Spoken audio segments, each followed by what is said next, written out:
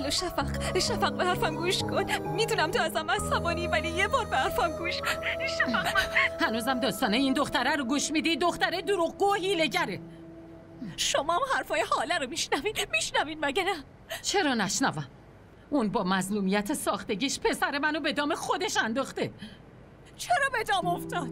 یعنی چی؟ خرم خودش اعتراف کرد پیش زنم بوی حاله رفته بود. خب چرا رفته بود؟ چرا توی اتاق خودتو حبس کردی؟